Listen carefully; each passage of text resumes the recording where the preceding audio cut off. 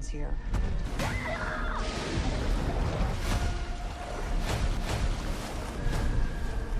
The Jurassic World franchise has a brand new movie with Jurassic World Rebirth, and I really enjoyed this movie.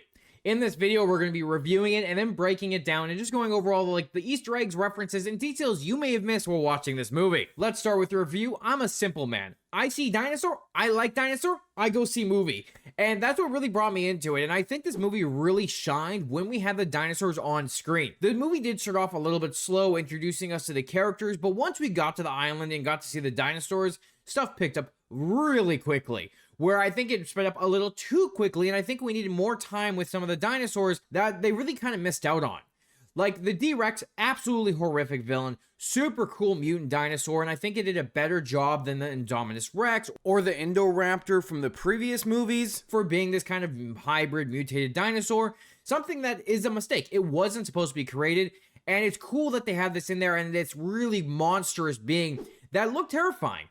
But the thing is, they didn't have it in the movie long enough. I feel like it should have been something that was from the very start of the film, that we saw it interacting with the people, them trying to escape it, running into it near the end of the movie, having it more of it being played out throughout it rather than seeing it at the start scene of showing us what happened on Site C, and then at the end when the characters had to go against it. The T-Rex was also amazing. That whole sequence with it was cool with the raft, and it was pulled straight out of the Jurassic Park novel, which I thought was really awesome, just kind of pulling something that wasn't used in the Jurassic Park film. And another thing I wish we got more of in the film, like there wasn't enough T-Rex. T-Rex is a staple for the Jurassic Park franchise, and I'm really shocked that we didn't get enough of it in this movie. Now I will say some of the moments in this movie were slow when it came to dealing with the family and dealing with more of the human stuff to the side of the film.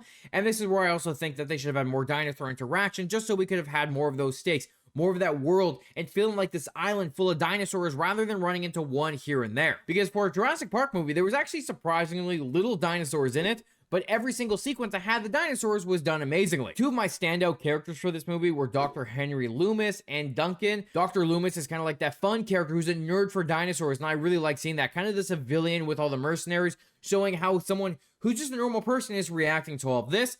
While you had Duncan being that hero in a way. He had this whole character arc where he wanted to protect the kids that he ended up running into because he lost his kid.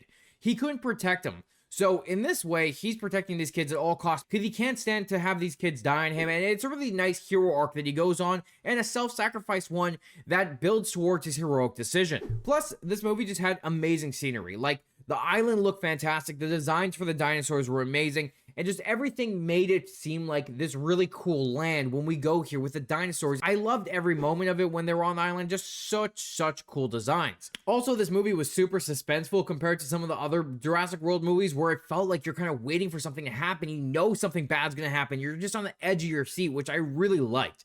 And I'm honestly shocked that my theater was full of kids, because this is a movie I would have not brought my kids to, with the blood, the gore, the death, and just kind of the scary stuff that actually happened during it. And I will say, this movie actually had some moments where it was a little scary compared to other ones. I honestly really enjoyed it. It's not the best movie in the franchise. It's not the worst movie in the franchise. It had its moments, and honestly, again, I'm a simple man. I see dinosaur, I like dinosaur. Let's go into the Easter egg breakdown now and the details you may have missed from this movie. The movie does start off with an explainer about what's going on Site C. It's a lab that InGen used as a research hub for their dinosaurs. Conducted experimental work here. Engineered entertainments, they call them. Malformed or just too damn hard for anybody to look at. They left them here. Which in these opening scenes, before we get to the D-Rex, we do get to see the Mutodon, the pterodactyl slash raptor hybrid that's in this movie, and it's in its like cryo test tube, and it starts to move. And I feel like after the D-Rex escaped, that's when that thing escaped as well, causing more of an incident on the island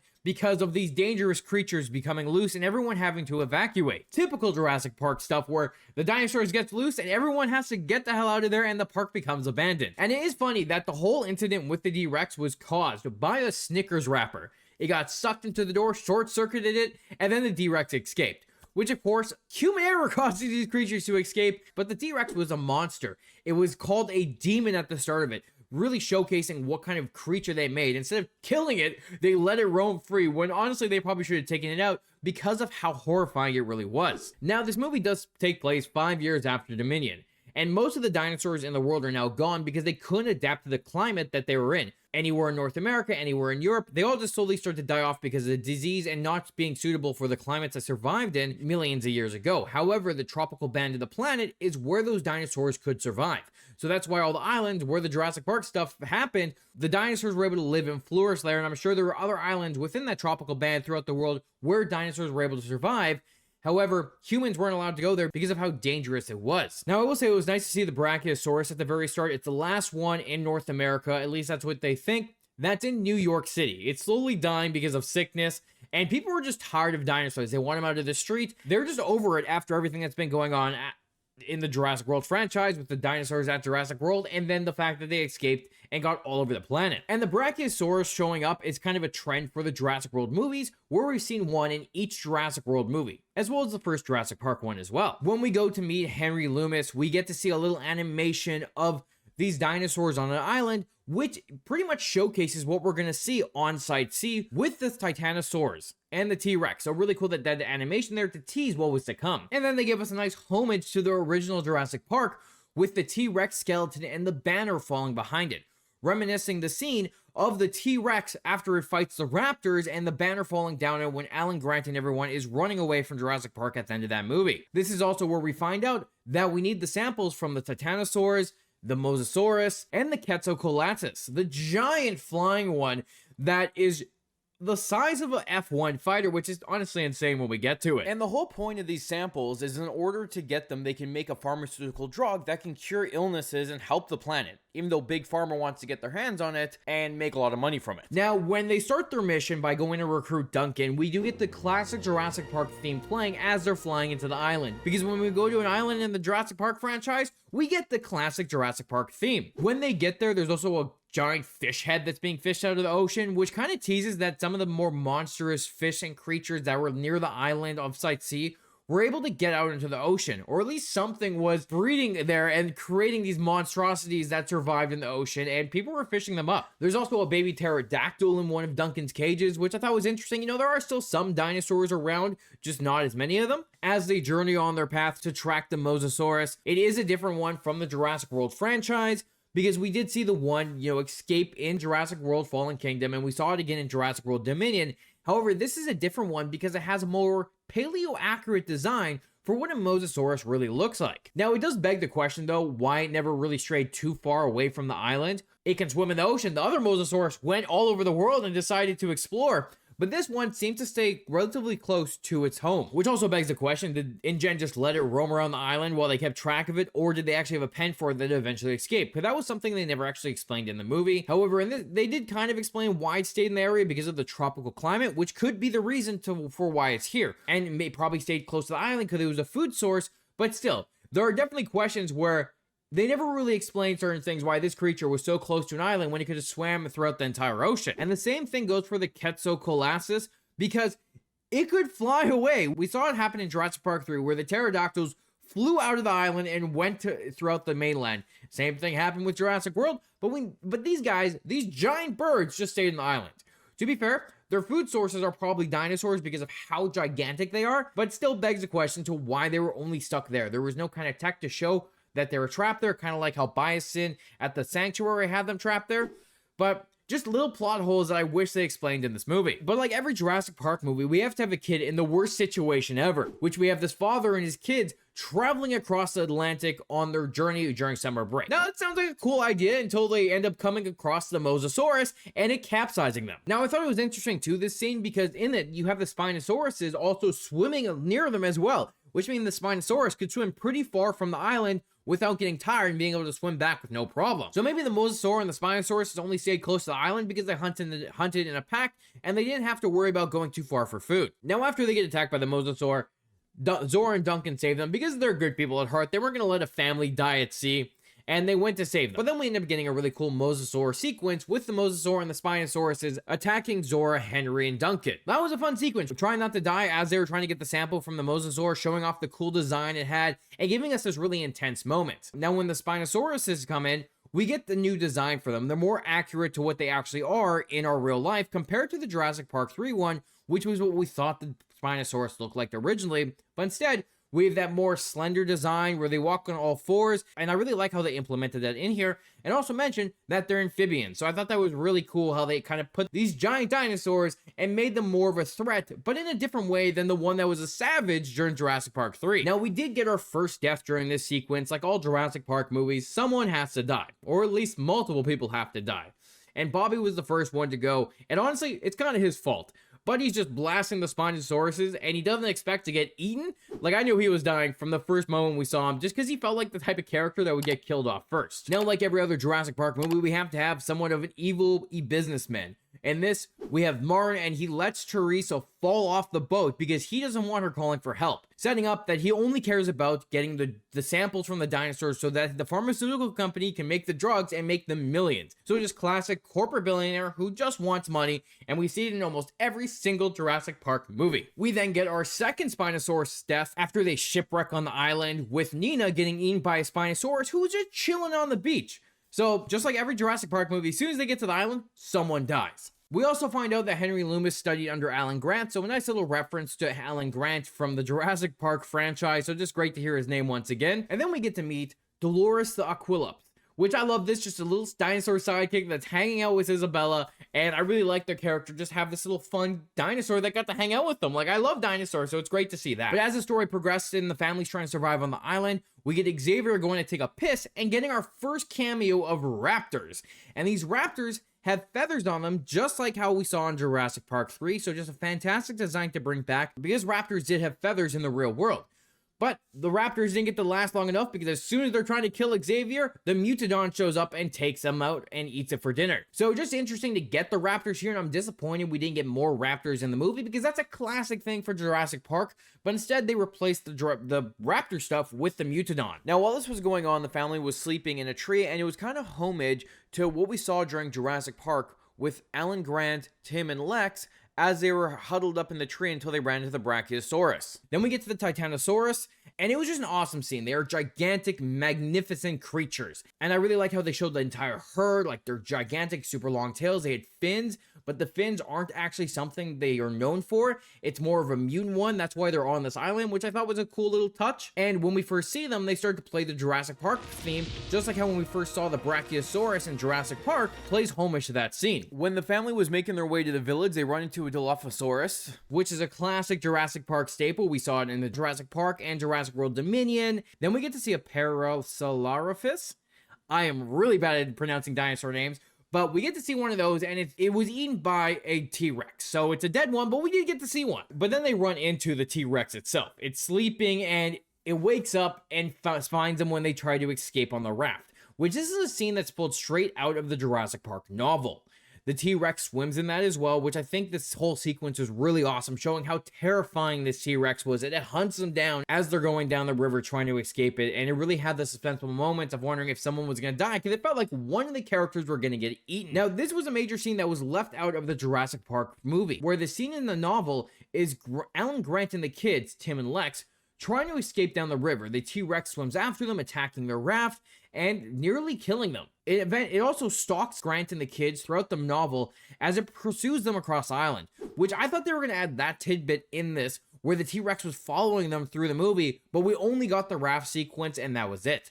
I was really hoping for more of that T-Rex to show up later on, maybe it go against the D-Rex and have a really cool fight scene, but instead, they kind of only had it there, which I was a little disappointed in. Now, on the other side of things, Henry, Duncan, and them were going after the Quetzalcoatlus, and we got a really cool scene here, because these things are gigantic, and I really like the design of them as they were trying to infiltrate its nest and take the sample from its egg until it showed up and they had to escape from it, which we ended up losing another character with Leclerc. He gets eaten by it, and it was kind of horrifying. The thing swallows him whole, which is what these creatures are known for because of their gigantic size. They were able to do that with dinosaurs. While this thing is going on too, and Henry is being held up by the rope and Scarlett Johansson is swinging him, and he's running along the wall, it's kind of homage to the scene from Jurassic Park where Alan Grant was swinging on the rope to try to avoid the T-Rex from squishing him with the Jeep. However, I will say the only complaint from the scene is when Henry falls to the ground, everyone just descends so quickly that it's instantaneous rather than them kind of struggling to get down there at first and Henry's on his own, maybe facing a dinosaur. But we did see a dinosaur when he went down there. Instead of green compies, we got to see red ones, another mutated dinosaur that wasn't ready for the park. But eventually, after all of that, they do eventually get to the village, they run into the family, and everyone meets up once again. The generators turn on, and the whole facility is working all of a sudden because it turns on at night. But that's also when the mutant dawn strikes, and those things are terrifying. If I saw a raptor that could fly, I would be horrified and running for my life because, you know, raptors are already pretty dangerous on their own, but now that they can fly, yeah, you're screwed. But the scene that came in, it was very homage to the first Jurassic Park film with the raptor scene in the kitchen that Lex and Tim are in. When the Megalodon is in the convenience store with them, you could get a close-up of the claws on the ground, which is like the raptors walking through the kitchen. When Isabella goes into the fridge, it's kind of like how Lex goes into the metal cupboard while she's trying to escape the raptors in Jurassic Park. Even when the Megalodon is walking through the aisles, it's kind of like how the raptors are walking through the kitchen along the counter. So it just gave me real big homage to that movie, and I had goosebumps because I love Jurassic Park, so it's really cool to get those homages to the original film. And overall, it was an amazing scene. Creepy as hell, but an absolutely amazing scene, especially when the thing was climbing through the ceiling and facing down at Isabella. Like, that's horrifying that the thing could do that. Now, Henry and Duncan are in the lab, and they end up seeing a two-headed raptor, just showing more mutated dinosaurs they had in these test tubes, and then the D-Rex appeared. When we saw it, it's a horrifying monster. That's what the thing is. It is terrifying. It's also absolutely gigantic. This thing literally grabs a helicopter flying out of the sky and chucks it on the ground and it blows up. Something I was not expecting to see. I was thinking it would maybe swipe at it, the helicopter would get too close, but instead it literally grabbed it with its mouth, threw it on the ground, and their escape plan was gone. The D-Rex was a horrifying monster that I would never want to be around because of how terrifying it is. The thing has 4 arms, 2 little arms, and then big arms that it walks on. Like, crazy. Like, how did they even make the thing? What DNA did they mix to make this thing? Now, like the classic businessman in Jurassic World, Martin leaves Zora for dead. He runs away in the car and tries to escape to the only escape raft that's on the island, because that's what they always do. They run to save themselves. Now, when this is going on, it reminds me of the lawyer leaving Tim and Lex in the truck when the T-Rex broke out of his cage during Jurassic Park and he hid in the bathroom, just because it felt like another kind of businessman leaving people to die. And then ironically, he's actually the one that saves the day when he wasn't trying to, because as he's trying to run away to the island, he almost crashes into an ankylosaurus, so we get to see that. He ends up crashing in to the D-Rex, saving Isabella and getting eaten without even realizing that he somehow saved this little girl. Now, he rightfully deserved to get eaten because he was a terrible person. He tried to take out Teresa. He held up a gun against everyone and ran away from them, just showing how terrible of a person he really was. When his arm was bent off, it kind of reminded me of the scene with Ellie Sattler, where Ellie found Mr. Arnold's hand in Jurassic Park after he was eaten by a raptor. At least that's the first thing that came into my mind when I saw a dismembered hand, even though it's just a classic thing for someone to lose body parts when they're eaten from dinosaurs. Duncan's character arc in this moment also came full circle after he vowed to protect the kids and he wouldn't let anything bad happen to them. As Isabella is about to get eaten by the D-Rex, he lights up a flare and takes the D-Rex away, saving everyone from this monster, which is, of course, a callback to the classic old flare trick from the Jurassic franchise, like Jurassic Park with Ian Malcolm chasing away the T-Rex, and then Jurassic World with Claire bringing the T-Rex to fight the Indominus Rex. So just really cool homage, and his sacrifice, I was disappointed that he was going to die, but he didn't. He survived somehow. He made it out of there alive, and I'm glad he did because I did like his character. Now, while they were escaping, they get to see dolphins swimming along next to them, which is kind of homage to the first Jurassic Park where you see pelicans flying next to the helicopter while they were getting out of there. So it was just cool to see all these kind of little homages throughout this movie for the original Jurassic Park franchise, the Jurassic World franchise, and getting those little Easter eggs and references within it. And it was just nice to see that at the end of the day, Zora, Henry, Duncan survive with the family, and they are now going into this world with these samples of these dinosaurs' blood, going to put it on the market so that everyone has access to it and not one pharmaceutical company who can charge people hundreds of dollars, thousands of dollars to have a life-saving drug. So, you know, they went on the hero's journey. Instead of taking the money, they did the right thing, and it was just great to kind of see what their character goals were and how they all went to the better side of things without the evil businessman kind of trying to manipulate things from behind the scenes. Now, it does feel like a movie that's a one and done, like we won't get a sequel. There's not really sequel potential unless we're going to go back to the island or go to another island that has dinosaurs, which, hey, we could do that. Have more of like a survival movie where they go to the an island, doesn't have to be this one, and they have to survive the dinosaurs that are there, and make it more of like a horror thriller movie where they're trying to survive as much as possible, rather than directly going to the park for a reason. Maybe they crash land or something like that, and give us like a cool, suspenseful movie with dinosaurs. It doesn't have to be into, it doesn't have to tie into any big in-gen stuff. It could just be a cool survival movie with dinosaurs. But let me know what you think about that idea. And let me know, did you notice any other Easter eggs or references during this? Were there any other dinosaurs you spotted? Let me know down in the comments below and we'll talk about it. Thanks for watching this Jurassic World video. I hope you enjoyed. Don't forget to like and the subscribe button. It helps out the channel a lot. And you get to stay up to date with my Marvel, DC, random Jurassic Park videos, Last of Us videos, anime reactions, and so much more. Thanks again, and I'll talk to you later when it's time to break down another TV show or movie.